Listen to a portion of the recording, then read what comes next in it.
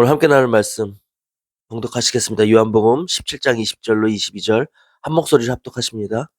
내가 비옵는 것은 이 사람들만 위함이 아니요 또 저희 말을 인하여 나를 믿는 사람들도 위함이니 아버지께서 내 안에 내가 아버지 안에 있는 것 같이 저희도 다 하나가 되어 우리 안에 있게 하사 세상으로 아버지께서 나를 보내신 것을 믿게 하옵소서.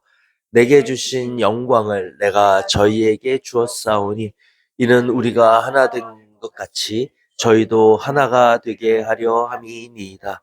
아멘. 우리 함께 나눌 말씀 제목을 함께 보시겠습니다. 시작. 저희도 하나가 되게 하옵소서. 아멘. 할렐루야. 오늘 이 함께 나눌 말씀은 예수님께서 이제 잡히시고 순환당하시기 전에 제자들을 하나님께 맡기시면서 제자들뿐 아니라 모든 인생을 하나님의 손에 의탁하면서 아버지 하나님께 드린 기도입니다. 이 기도에서 나타난 주님의 마음을 보시면 우리가 어떻게 살아야 하는지 하나님 아버지께서 예수 그리스도를 통해서 우리에게 원하시는 뜻이 무엇인지 그 궁극적인 뜻을 알 수 있어요.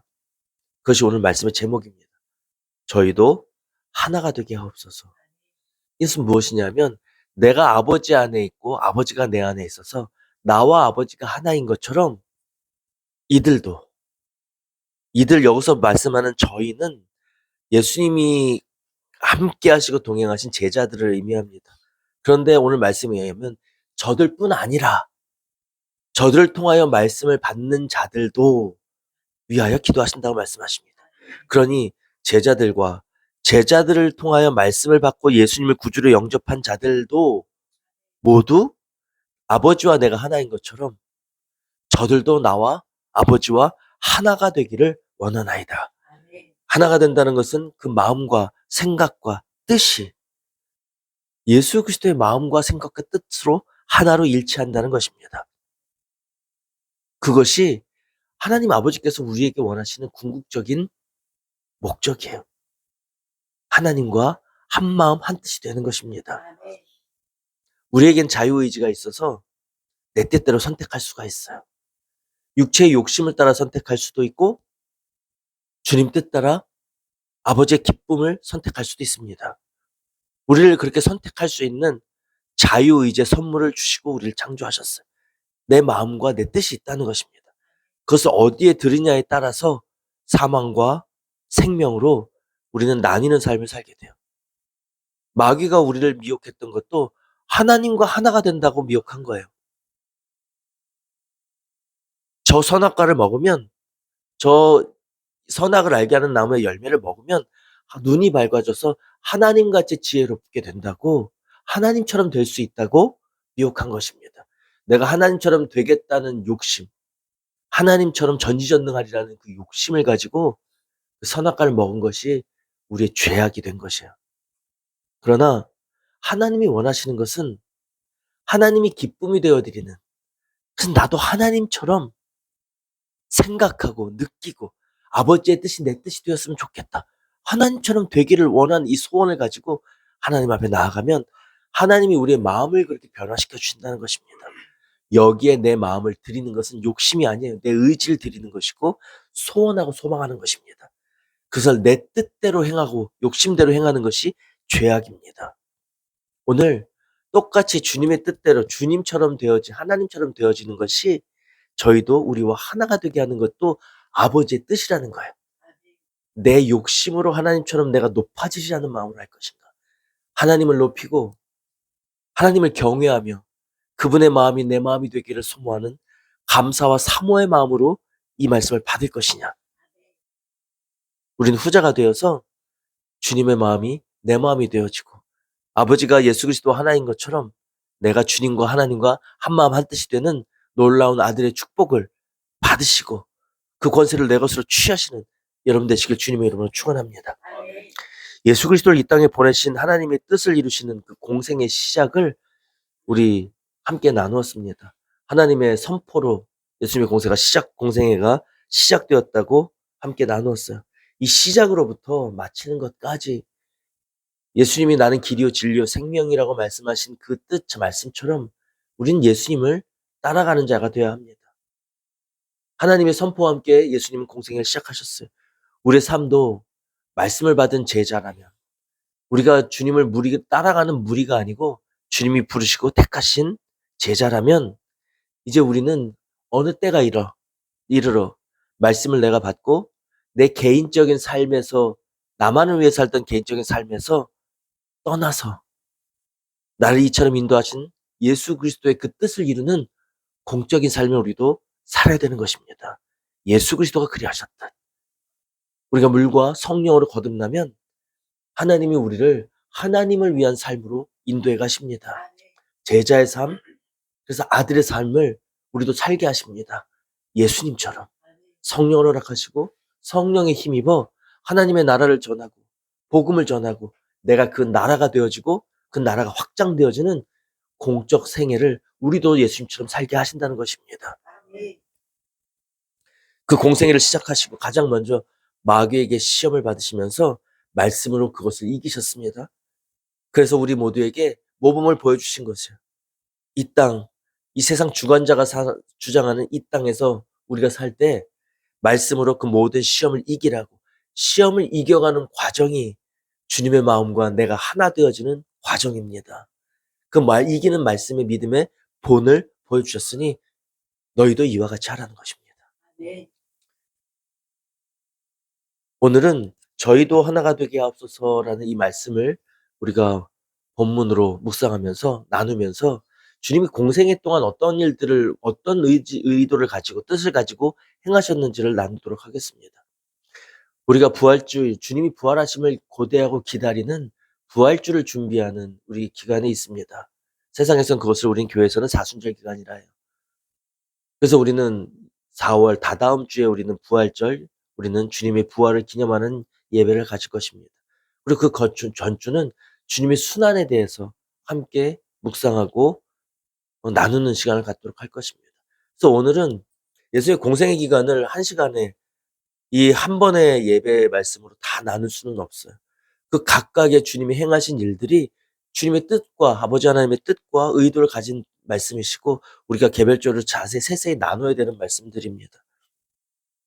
그래서 그것들은 각각 개별적으로 나누겠지만 오늘은 주님이 공생애에서 어떤 일들을 주로 하셨는지 그 주제가 무엇이었는지를 우리가 큰 줄거리로 나누면서 그 안에 담겨져 있는 아버지의 뜻을 우리가 함께 깨닫는 시간 되기를 원합니다. 오늘 말씀을 준비하면서 오늘 본문 말씀을 함께 나누고 주님이 하신 일을 나눌 때 우리의 마음속에는 익히 많이 들어서 익숙한 말씀이 될 것입니다. 그런데 이 생각이 지나가면서 익숙함을 경계하라는 마음을 주셨어요. 여러분 우리가 익숙해진 것을 경계해야 합니다. 익숙한 것을 아는 것으로 착각해서는 안 된다는 뜻입니다.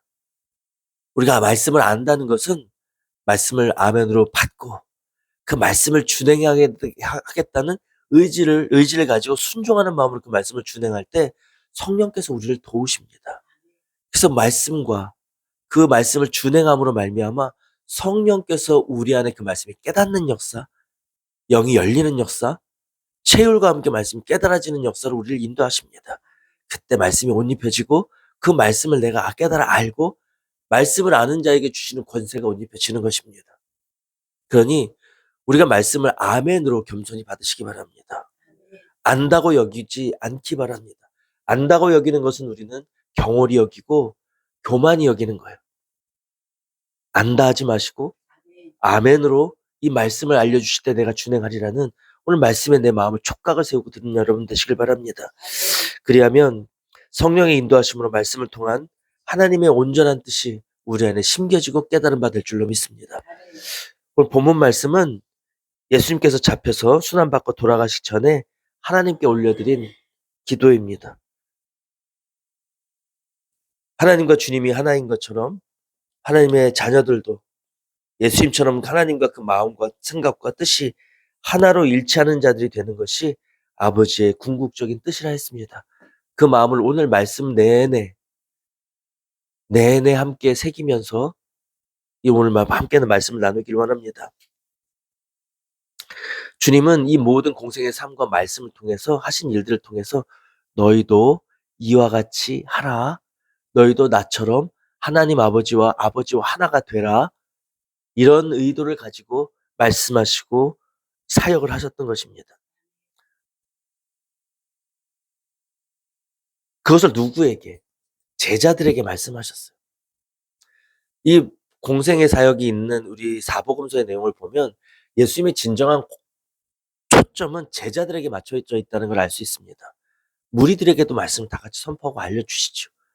그리고 말씀이 끝난 후에 한적한 곳에서 제자들과 계속 동행하시면서 말씀을 나누십니다.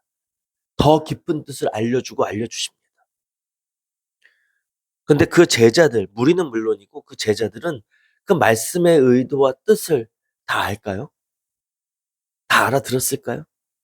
그렇지 않습니다.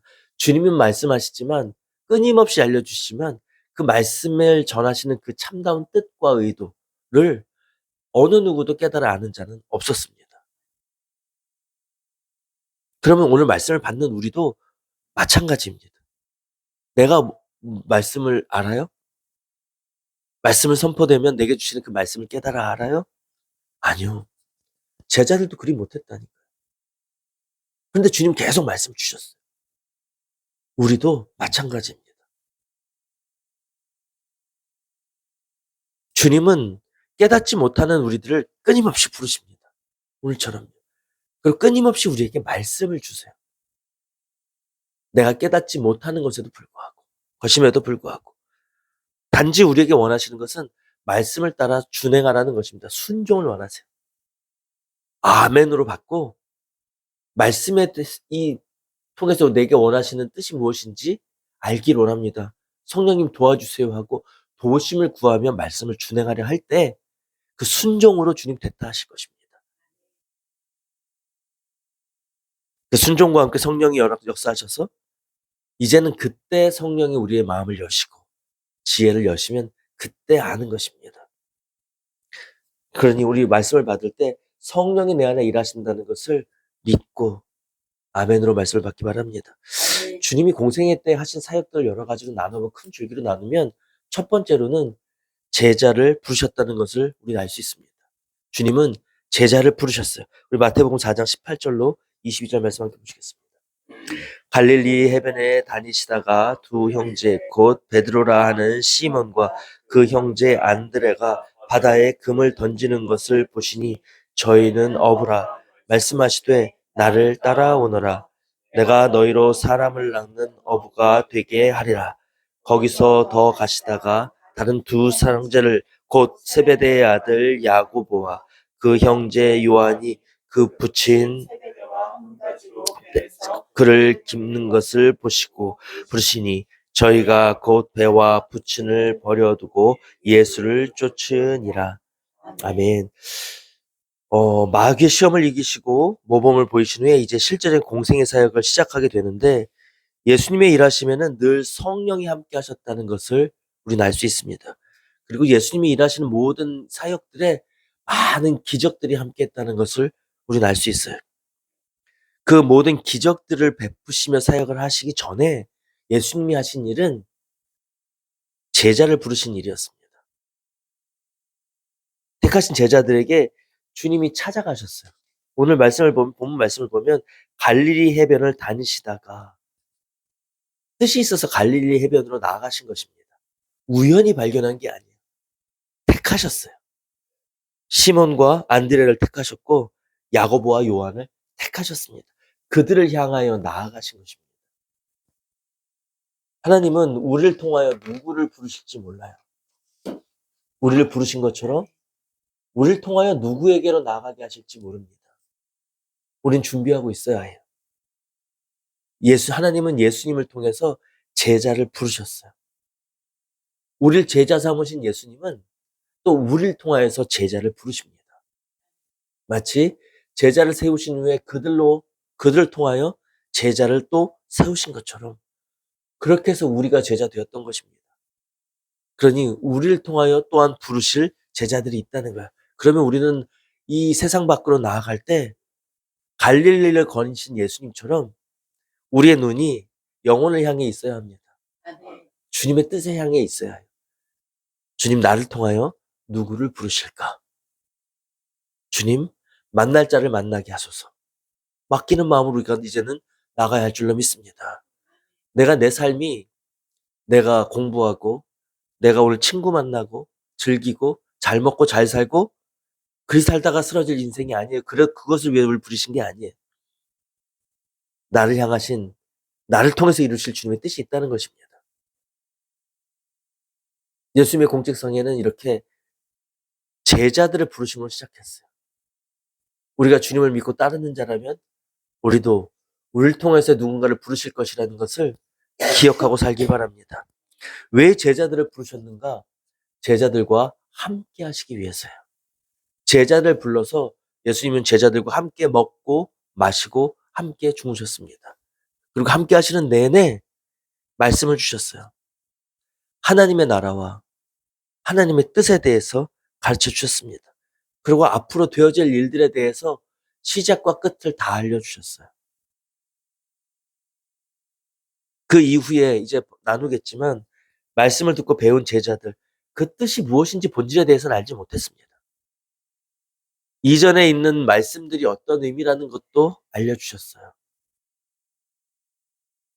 그런데 제자들은 알지 못했습니다. 이후에 내가 너희를 위해서 더 좋은 곳에 보내주겠다고 하신 그 성령님이 오셔서 제자들 안에 성령이 임하였을 때, 그때야 비로소 예수님께서 하신 그 모든 말씀들이 무엇인지 깨닫게 된 것입니다. 마찬가지로 저와 여러분들을 먼저 하늘 복음을 믿고 깨닫는 자로 세우시고 그 제자를 통해서 세계 만방에 예수 그리스도의 복음을 전해지도록 하시는 아버지의 계획과 뜻이 있었던 것처럼 우리를 통하여서도 복음이 전해질 계획을 갖고 계시다는 것입니다. 그 뜻을 위해서 우리를 부르셨던 거예요. 제자들을 그래서 먼저 부르셨습니다. 그 제자들을 불러 하신 일은 가르치고 복음을 전파하신 거예요. 제자들과 함께 따르는 모든 무리들에게 말씀을 주셨습니다. 하늘나라의 복음을 전파하셨어요. 마태복음 4장 23절로 24절 말씀 함께 보시겠습니다. 예수께서 온 갈릴리에 두루 다니사 저희 회당에서 가르치시며 천국 복음을 전파하시며 백성 중에 모든 병과 모든 약한 것을 고치시니 그의 소문이 온 수리아에 퍼진지라. 사람들이 모든 앓는 자 곧 각생 질 걸린 자, 귀신 들린 자, 간질하는 자, 중풍병자들을 데려오니 저희를 고치시더라. 아멘. 말씀과 천국 복음을 가르치고 회당에서 말씀을 가르치시고 하나님의 나라를 이 땅에 가져와서 심으시는 거예요. 말씀과 함께. 그러시고 나서 두루 다니시면서 어떻게 해요? 가르치신 이후에 백성 중에 모든 병과 악한 것을 고치셨다 했어요. 그럼 예수님이 이 땅에서 하신 일은 제자를 부르셨습니다. 그리고 말씀을 가르치셨어요. 천국 복음을 전파하셨어요. 그리고 병든 자, 고통받는 자들을 불러서 치유하셨습니다. 회복하셨어요. 그때 함께 나타난 것이 치유와 말씀을 전하시고 치유하실 때 늘 하나님은 예수님, 주님과 함께 성령의 기적들이, 표적과 이적들이 함께하게 하셨습니다. 말씀에 따른 표적이 나타났다고요. 죽은 자를 살리셨고 중풍병자를 일어나게 하셨고 눈먼 자를 보게 하셨고 벙어리가 말하게 하셨고 귀머리가 듣게 하셨고 이 모든 기적들과 함께 일하셨습니다. 왜 모든 하나님 예수님이 하시는 일들에 표적이 나타났을까요? 표적이 나타났을까요? 기적들이 함께 했어요.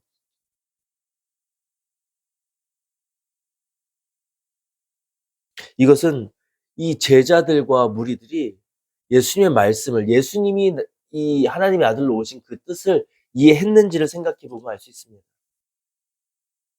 예수님이 오셔서 제자들을 부르시고 말씀을 전하시고 회당에서 말씀과 천국 복음을 전파하셨다고 이야기했어요. 근데 그 말씀을 전하시는 이가 누구이고 그 말씀이 본질의 의미가 무엇인지를 이 제자들과 무리들이 깨달아 알 수 있었겠냐는 것입니다. 깨달아 알 수 없었습니다. 그것을 깨달아 알기 위해서는 예수 그리스도를 신뢰했어야 해요. 말씀 전하는 분에 대해서 믿고 그분이 하신 말씀을 그분을 믿어야 신뢰해야 그분이 전하시는 말씀을 믿을 수 있을 것입니다. 여러분, 저희들로 믿게 하려 하노라. 너희를 믿게 하려 하노라. 이 뜻을 위해서 기적을 베푸신 거예요. 예수님이 이 땅에 오셔서 베푸신 기적, 공생의 사역 동안에 가장 먼저 베푸신 기적은 가나의 혼인잔치의 기적입니다. 혼인잔치에 가신 예수님에게 모친 마리아가 종들을 보냅니다. 그 잔치집에서 일하는 종들에게 당부해요. 그리고 보냅니다. 무엇을 하라 하든지 그대로 하라. 저분이 뭐라 하든지 그대로 하라. 술이 다 떨어져 가니까 술독에 물을 가득 채우라고 예수님이 말씀하십니다. 그리고 그 가득 채운 것을 내가라고 이야기해요. 손님들에게 내어주라고 이야기합니다. 인간이 한 일은 뭐예요? 예수님이 무엇을 하라 하든지 그대로 한 거예요. 알고 했나요? 아니요. 무슨 일이 일어날지 상상도 하지 못했어요. 깨달지 못했다. 예상하고 이렇게 하시려고 하면서 한 일이 아니었다는 거예요. 믿음으로 하라 하신 대로 그것에 집중해서 준행했습니다. 그랬더니 어떻게 해요? 물을 부어놨는데 손님들이 내갈 때 보니 극상품의 포도주들이었어요. 물이 변하여 포도주가 된 것입니다. 이것을 통해서 우리에게 주님이 보여주신 것은 말씀으로 천지를 창조하신 하나님, 여호와, 예수 그리스도께서 성자 인간이 아니고 창조주 하나님이시라는 것을 나타내신 거예요. 말씀으로 무에서 유를 창조하신 파라의 역사를 행하시는 하나님, 창조주 하나님이라는 것을 기적을 통해 나타내 보여주신 것입니다. 왜 보여주셨을까요?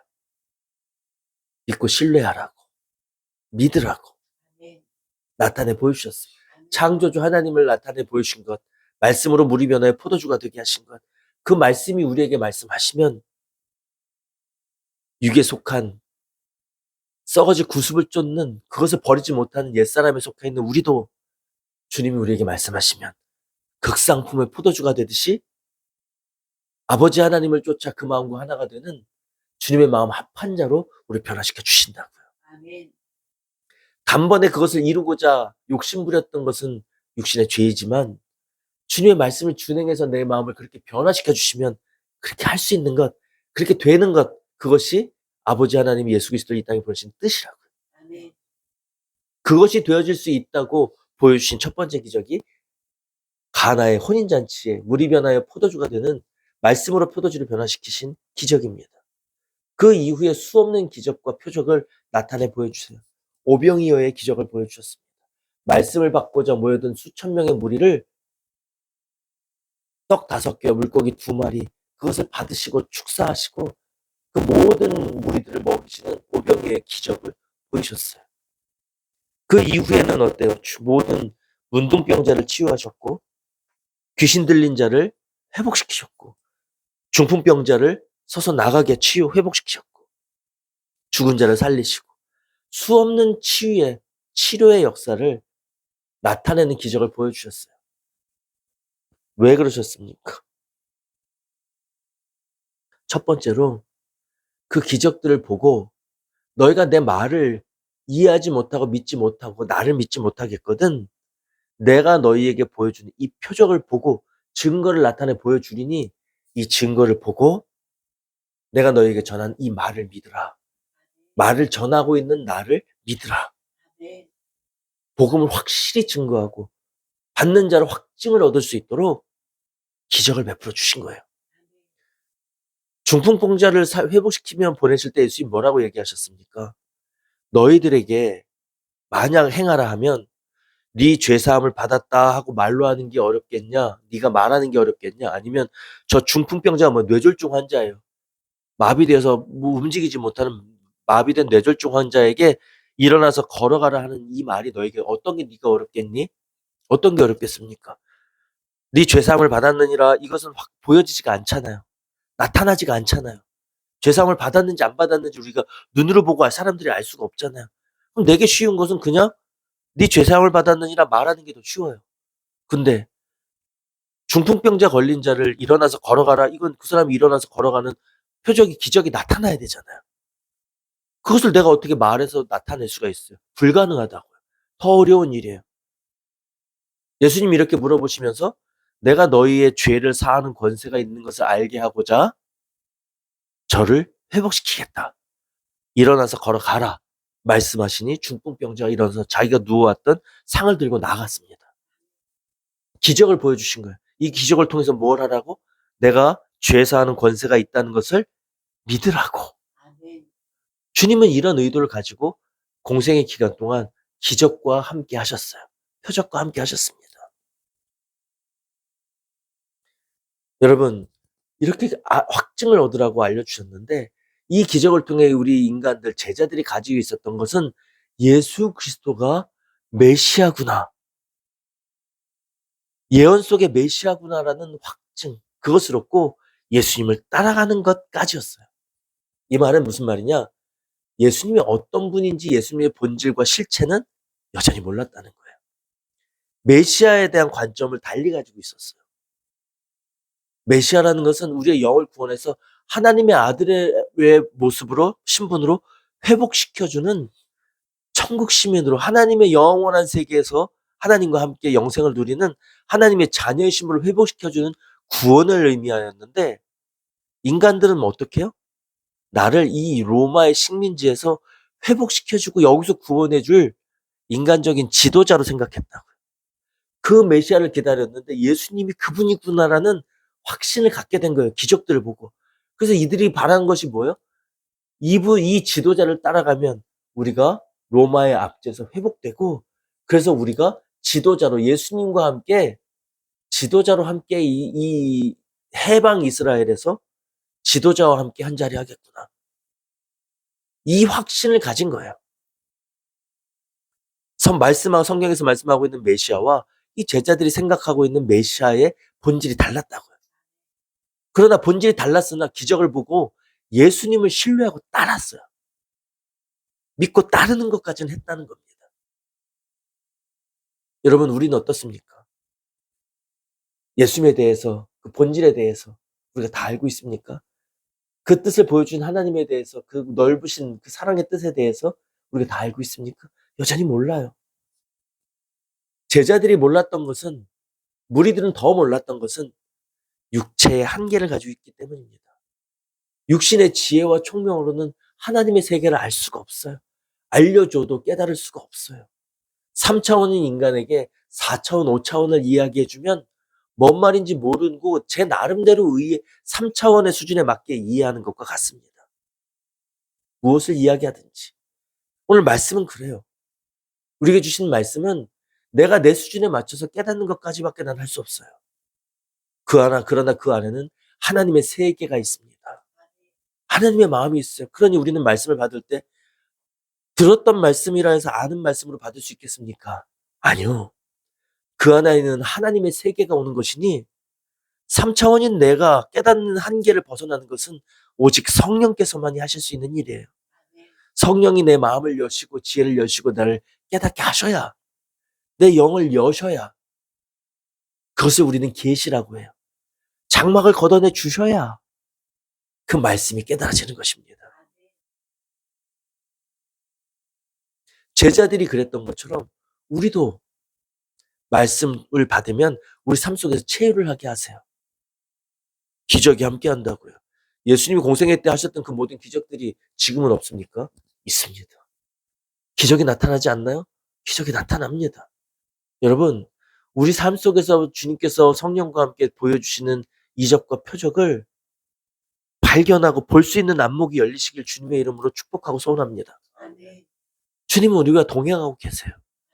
우리의 길을 인도하시고 우리의 보호자가 되시고 주님의 길로 인도하시고 내 마음의 소원을 들어주시면서 삶 속에서 그 기적을 여전히 표적을 나타내주고 계시다고요.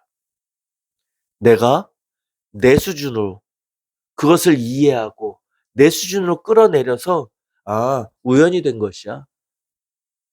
저분은 원래 저랬으니까. 하나님이 만들어 주신 길을 인간의 수준으로 변개시키는 것이 인간의 한계입니다. 여기서 깨어나서 모든 것을 주님의 인도하심과 표적으로 내 마음에 취할 수 있는 여러분 되시길 바랍니다. 제자들도 마찬가지였어요. 육체의 한계를 입고 있었기 때문에 제 뜻대로 주님을 신뢰하긴 했으나 제 뜻대로 따라간 것이에요. 요한복음 6장 26절 말씀을 보시겠습니다. 예수께서 대답하여 가라사대 내가 진실로 진실로 너희에게 이르노니 너희가 나를 찾는 것은 표적을 본 까닭이 아니요 떡을 먹고 배부른 까닭이로다. 아멘. 주님이 함께 하시고 나의 기도를 들어주신다는 이 말씀, 주님의 뜻이 그러시죠. 근데 그걸 내 스스로 내 수준에 맞춰 이해해서 하나님은 나를 배불려 주시는 분으로 여긴다는 거예요. 우리들은 그랬어요. 와, 말씀이 좋다 해서 기적이 나타난다 해서 갔더니 뭐였더니 떡이며 물고기며 배불리 먹었더라. 이 시대는 어디에서 무엇을 해도 배불리 풍성히 먹는 일이 흔하지 않은 시대입니다. 옛날 우리 어른들의 얘기를 들으면 보릿고기 있었던 얘기를 들으면 배불리 먹는 게 소원인 때예요. 풍족하지 않은 때라는 것입니다. 고대는. 근데 예수님을 따라갔더니 수천 명이 배불리 먹고 음식이 남았다는 얘기는 더 먹기 싫을 정도로 먹었다는 얘기잖아요. 무리가 예수님을 따라다녔어요. 예수님은 그 뜻을 따라오는 그들의 마음을 다 알고 계시다고. 저들이 나를 따라온 것은 이 기적, 표적을 보고 나를 신뢰하고 나를 통해서 선포되어진 하나님의 나라를 내 것으로 취하려는 그 믿음을 가지고 나를 따르는 게 아니고 먹고 배부른 영혼이라. 병들어서 나를 쫓아오는 저 무리들은 내 병이 낫고자 하는 그 마음으로 나를 따른다. 배고파서 내가 나를 따르면 먹게 되니 배고픈 영혼으로 나를 따른다고. 주님 한탄하며 말씀하시는 거예요. 저와 여러분은 어떻습니까? 하나님이 내 이 땅의 삶에서 내 소원을 들어주는 소원 들어주는 무슨 타로 기계처럼 여기며 하나님을 따라다니는 거 아니에요? 내가 하나님께 기도하되 내 소원을 들어주는 어떤 우상 신주단지 할머니 할아버지가 정화수 떠놓고 빌고 해서 소원 들어달라고 하는 그런 하나님으로 내 스스로 만들고 있는 것 아니냐고. 내가 배고파서 하나님 따라다니고 아쉬워서 하나님 따라다니는 것 아니냐고. 예수님은 알고 계셨어요.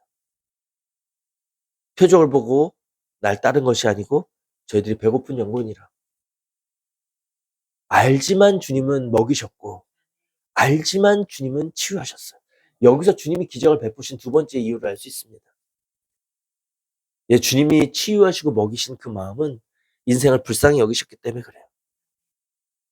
민망히 여기셨다 했어요. 고통하며 고통 중에서 유리하며 고통 중에 살고 있는 이 인생을 볼 때 주님은 그 마음이 민망히 여기시는 마음으로 우리를 지켜보셨다 했습니다. 지금도 주님은 우리를 그러한 마음으로 보고 계십니다. 민망히 여기시는 마음으로 여전히 배고파서 하나님을 따라가고 내가 자유와 평강과 희락을 주었는데 그것을 내 것으로 취하지 못하고 여전히 내짐지고 살면서 고통 중에 살고 있는 우리를 보실 때 안타까워하시고 민망히 여기십니다.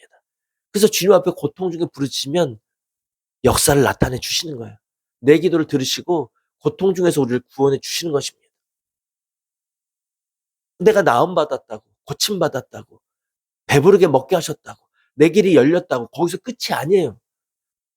받은 것으로 끝이 아니라는 것입니다. 내 길이 주님께서 나와 함께 일하셔서 내게 먹이시고 입히시고 나를 치유하여 고쳐주셨다면 병원 한 번 안 가고 감기를 낫게 하셨다면 할렐루야. 주신 하나님을 기억해야 합니다. 그래서 우리가 감사를 강조하고 있는 거예요. 주신 하나님을 기억한다면 나를 민망히 여기셨다고 주님을 기억한다면 그것으로 인해 내게 주신 그것으로 인해 하나님께 감사하는 자가 되거든요. 무리는 그리하지 못했습니다. 그것을 아셨어요.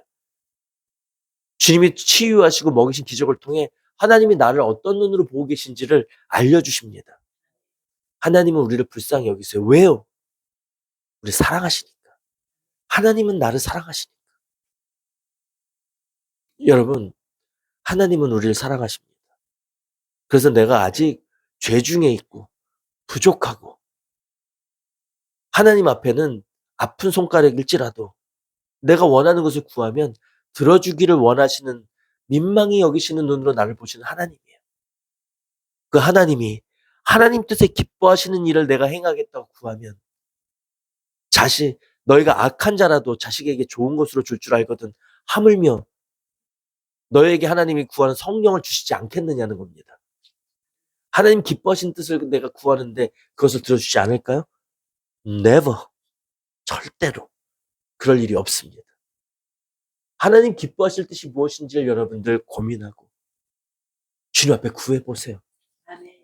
그 마음과 뜻을 아시는 하나님이 얼마든지 풍성하게 그것을 무언가 실수로 몰라서 잘못 구할지라도 깨닫게 하시고 더 좋은 것으로 우리를 만족해 하시는 하나님의 사랑을 우리는 체휼할 수 있을 것입니다.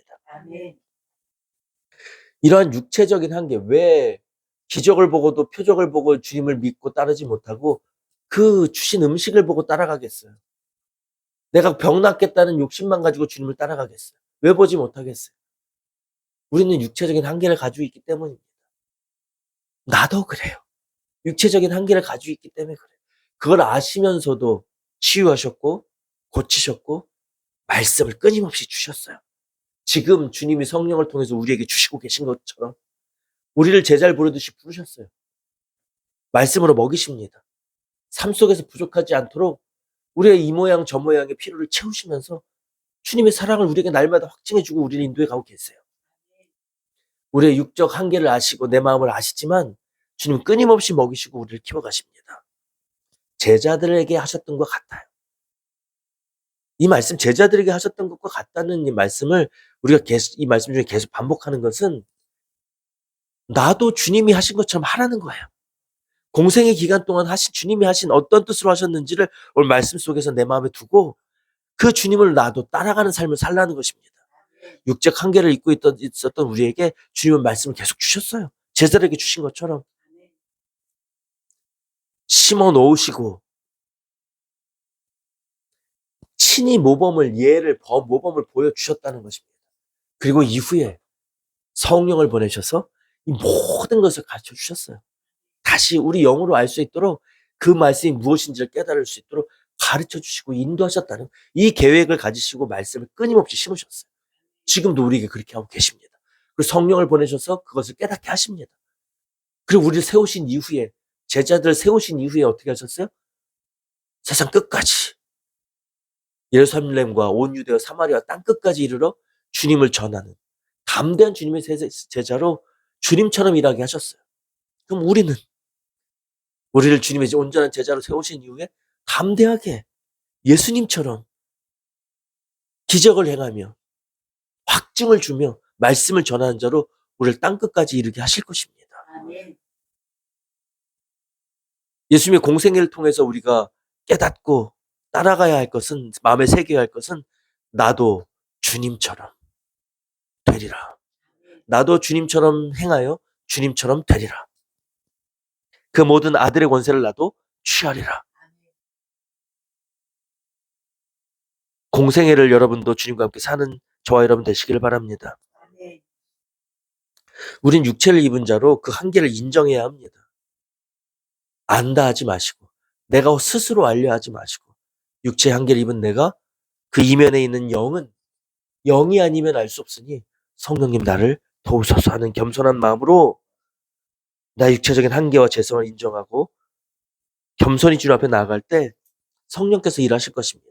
이 일을 위하여 주님이 오셨고 우리를 부르셨고 성령을 보내셨습니다.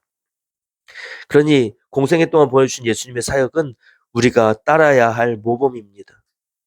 그대로 행하라는 거예요. 알려주신 대로, 보여주신 대로. 예수님께서는 제자들의 발을 씻겨주셨어요. 뭐요? 섬기셨다고요. 겸손으로 이 땅에 낮은 곳으로 오신 예수님이 이제 제자를 부르시고 가르쳐 주시면서 친히 그들의 가장 낮은 발, 가장 더러운 발을 그 주님의 의로운 손으로 씻겨 주셨어요. 그러면서 뭐라고 당부하십니까? "너희도 이와 같이 하라."고 말씀하세요. 요한복음 13장 15절 말씀 함께 보시겠습니다. 요한복음 13장 15절 말씀 함께 하시겠습니다. "내가 너희에게 행한 것 같이 너희도 행하게 하려 본을 보였노라." 아멘. 발을 제자들의 발을 씻고, 발을 씻으려면 어떻게 돼요? 무릎을 꿇어야 돼요. 하나님 아버지께서 인간의 육신을 입고 이 땅에 오신 것, 낮은 모습으로 오신 것, 겸손의 왕으로 오신 것입니다. 가장 낮은 모습으로 오셨어요. 가장 높으신 분이 가장 낮은 모습으로 오셨다. 그리고 제자를 친히 부르시고 그들의 발을 씻겨 주셨어요. 그리고 당부하십니다. "내가 이렇게 너희에게 보여준 것 같이 너희도 행하게 하려 하여서 내가 너희에게 본을 보였노라." 발을 씻기시면서 말해요. 이 말씀을 단편적으로 생각하면 너희도 다니면서 사람들의 발을 씻겨줘라, 발을 씻겨줘라. 이거는 아시죠? 너무나 이 피상적인, 표면적인 거예요. 얕은 이해입니다. 이 말씀을 깊이 이해하려면 내가 너희에게 겸손을 보인 것처럼, 너희를 그래서 겸손하게 섬긴 것처럼 너희도 모든 사람을 섬기는 자가 되라. 내가 너희가 본을 보인 것처럼 너희는 나의 모든 것을 보고 따라해라. 내가 너희의 길이다. 내가 너희에게 이른 말이 너의 내 발의 등이고 내 길의 빛이다. 너희는 겸손하게 내가 한 것을 따라 행하라. 본을 보였으니, 모델을 보였으니 모델 보고 따라오라는 것입니다. 벤치마킹 하라는 거예요. 요즘 말로 하면.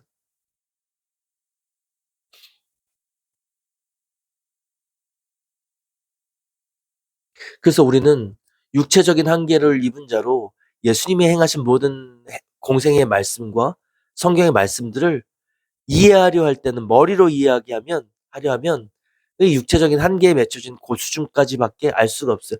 본질적으로는 모른다는 겁니다. 말씀 머리로 이해하는 게 아니라 영으로 믿고 순종해서 성령의 인도하심으로 깨닫게 되는 거예요. 그러니 오늘 말씀을 받을 때뿐만 아니라 이걸 준행할 때 나는 육체의 한계를 입은 깨달을 수 없는 자입니다. 아버지의 뜻을 알 수 없습니다. 성령님 이렇게 이런 나를 인도하시기 위해 보내주셨사오니 성령님 나를 깨닫게 하시고 인도하여 주시옵소서, 가르쳐 주시옵소서 하고 겸손하게 서 주님을 의뢰하는, 이게 뭐예요? 하나님 그의 나라와 의를 먼저 구하는 거예요. 너희는 먼저 그의 나라와 그의 의를 구하라. 그리하면 이 모든 것을 너희에게 더해 주시리라고 약속하셨잖아요. 말씀해 주셨잖아요. 그러면 그분께 의뢰하는 것을 먼저 하시기 바랍니다. 요한복음 14장 26절로 29절 말씀 함께 보시겠습니다.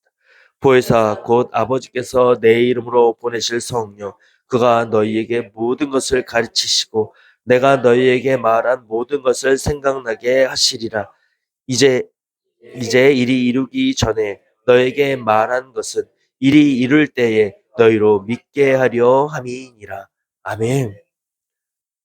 성령께서 이제 오시면 너희에게 내가 이런 모든 말씀을 깨닫게 하시고 기억나고 생각나게 하시고 너의 길을 지도해 갈 것이라고 주님은 약속해 주셨어요.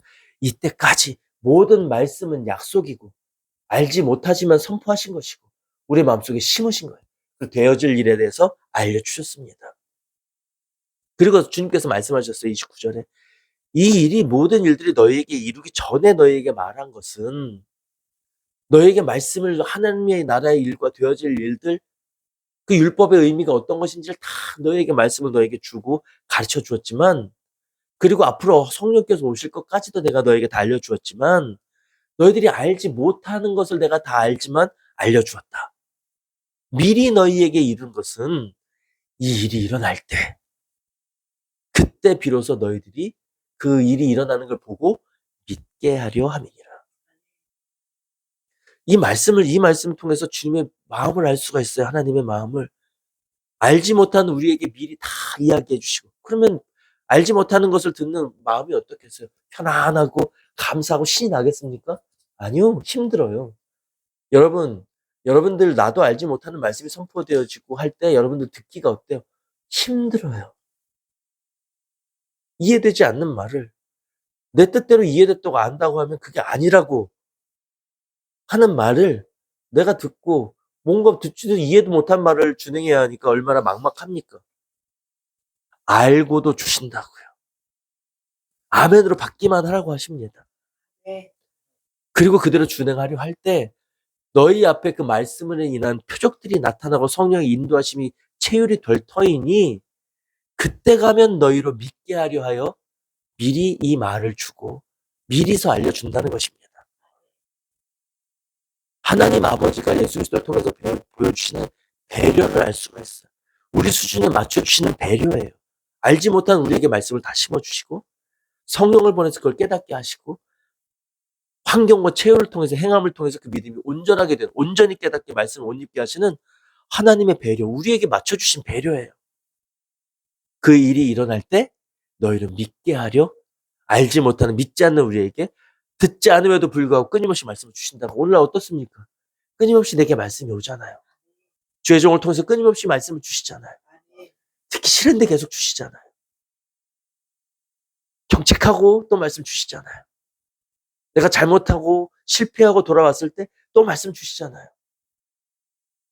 너희가 성령께 구하면 성령이 우리 안에 일하셔서 성령을 통해서 비로소 그 말씀을 깨닫게 되니 그때 너희로 믿게 하려 하여서 우리에게 말씀을 주시고 함께 하시는 것입니다. 여러분 그러니 어때요? 모른다는 것에 시험 들지 말기 바랍니다. 내가 알지 못한다고 나에게 지적해 주는 것에 여러분 시험 들지 말기 바랍니다. 어떻게 기본을 뭘로 깔아야 돼요? 기본을 뭘 두고 말씀을 받아야 돼요? 나는 모르는 자입니다. 주여 나를 불쌍히 여겨주시고 깨닫게 하소서. 내가 아는 이 말씀을 다시 내게 주시는 것은 무슨 뜻이 있구나. 내가 알지 못하는 이 안에 주님의 뜻이 있구나. 이 말씀을 내가 아는 게 아니구나. 주님 내가 어찌 행하여야 이 말씀을 내 것으로 취할 수 있겠습니까? 이 말씀을 주시는 뜻이 무엇입니까? 끊임없이 겸손한 자는 어떻게 해요? 그래서 끊임없이 말씀을 받고 묻습니다. 어찌 행해야 할까요? 이런 말씀은 무슨 뜻일까요? 그럼 제가 잘못하고 있다고요? 그럼 어떻게 하라는 뜻일까요? 성령께 묻고 성령이 통하여 주신 그 주의 종, 통로로 쓰이신 그 종에게 말씀 주신 뜻에 대해서 묻습니다. 그런 자가 겸손히 아멘으로 말씀을 받는 자의 행함이에요. 나는 어찌한가요? 어떻게 행하고 있는지 여러분 나를 돌아보시기 바랍니다. 오늘 예배 초청의 말씀을 보면 예수님이 하나님께 뭐라고 간구하셨어요? 아버지께서 이 아들로 영광 돌리게 하기 위해서 만국을 다스리는 권세를 이 아들에게 주셨음이니이다 그렇습니다. 그런데 이 아들에게 예수 그리스도에게 주신 만국을 다스리는 권세를 우리에게 주시기를 원한대요. 그러면서 우리를 인도해 언약을 주셨어요. 내게 주셨던 권세를 너희에게도 주신다고. 이 말씀은 뭐냐면 달리 정리하면 예수님이 이 땅에 오셔서 모든 전하신 말씀과 행하신 일들을 우리가 그대로 따라가면 예수님에게 하나님 아버지께서 주셨던 그 모든 아들에게 주신 권세도 우리에게 주신다는 것입니다. 그것이 하나님 아버지와 한마음 한뜻이 된 자들, 예수님처럼 빚어진 자들에게 주시는 아들의 권세예요. 이걸 누구에게 주죠? 이긴 자들에게 주신다. 이기는 자가 뭐예요? 말씀 따라 준행해서 내 옛사람을 부인하고 예수님을 따라가서 그 옛사람의 근성을 죽이고 성령으로 거듭나는 것을 말해요. 주님의 마음으로 거듭나는 자들을 이긴다고 이야기합니다. 근데 이긴 자가 한 번에 단번에 이기는 게 아니에요. 예수님은 단번에 승리하셨죠. 하나님이시니까. 우리는 어째요? 날마다의 삶 속에서 이겼고 이기고 있고 이기는 자가 되어야 되는 거예요. 날마다 말씀을 준행함으로 말씀을 옷 입고 성령으로 악을 멸하며 내가 주님의 길을 한 걸음 한 걸음 따라가는 자들, 그 한 걸음 한 걸음이 뭐예요? 이기는 삶이에요. 그 삶을 살아가는 자들, 주님의 한 마음으로 빚어진 신부들에게 뭐예요? 아들의 권세를 주겠다고 약속하셨다고. 요한계시록에서 2장 26절 말씀 함께 보시겠습니다. 이기는 자와 끝까지 내 일을 지키는 그에게 만국을 다스리는 권세를 주리니. 예수님이 말씀하셨어요. 약속하신 것입니다. 만국을 다스리는 권세 누가 주셨다고요? 하나님 아버지께서 이 땅에 아들을 보내시고 그 아들에게 만국을 다스리는 권세를 주셨다고요. 그런데 그 권세를 누구에게? 이기고 이기는 자들, 끝까지 내 일을 지키는 그들에게는 만국을 다스리는 권세, 그 아들의 권세를 주겠다고 오늘 예수님께서 2장 26절에서 약속하신다고. 그 약속을 받은 자로 하루하루를 이기는 자로 사는 여러분 되시길 바랍니다.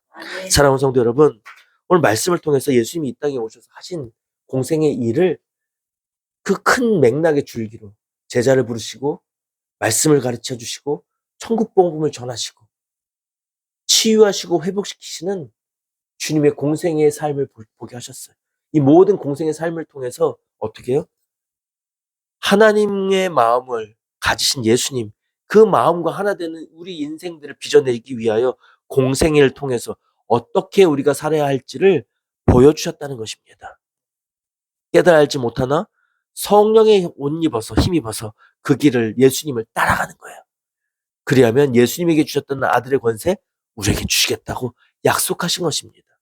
이 일을 위하여 예수님이 이 땅에 오셨어요.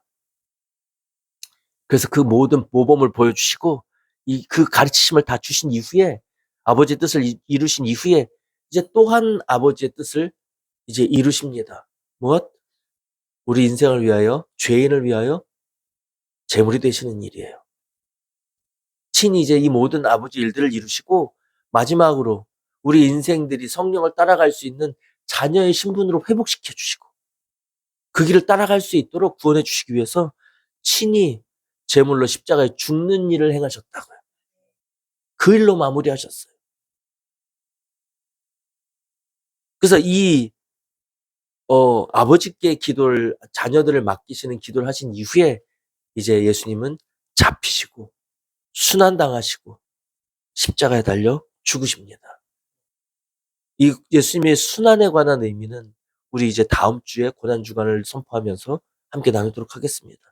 그리고 그 다음 주는 예수님께서 죽음의 권세를 깨치시고 부활 승천하시는 부활주일입니다. 여러분, 부활주일을 고대하며 우리 사시기 바랍니다. 살기를 원합니다. 내 영이, 물세례 받은 내 영이 이제 성령으로 거듭나는 예수님에게, 물세례 받은 예수님에게 성령이 비둘기같이 임하셔서 이는 내 사랑하는 자여 내 기뻐하는 아들이라고 하나님의 선포가 하늘과 땅과 땅 아래에 이루어진 것처럼 이제 우리 물세례 받은 예수 그리스도의 구주로 영접한 우리가 이 땅에서 성령 세례 받고 성령으로 온전히 거듭나서 이제 아버지와 아들과 한 마음 한 뜻이 되어서 부르신 그 뜻을 이 땅에서 온전히 이루는 예수님께서 제자를 불러 그들을 세우시고 하나님의 뜻을 전파하신 것처럼 이제 그 우리가 제자가 되어서 그 뜻 가운데 온전히 서고 이제 우리 통해서 부르실 제자들을 만나게 하시고 그들에게 하나님의 나라를 온전히 전하고 저들로 성령 세례 받게 하도록 자녀를 낳는 역사를 우리를 통해서 이루시는 그 일이 우리 안에 온전히 이루어지는 주님의 공생의 삶을 우리도 사는, 그래서 주님의 아들의 권세를 취하신 것 같이 우리도 취하는 그 아들의 삶을, 하나님의 아들의 삶을 우리가 온전히 살아내기를 주님의 이름으로 축원합니다. 기도하겠습니다. 할렐루야. 하나님 아버지,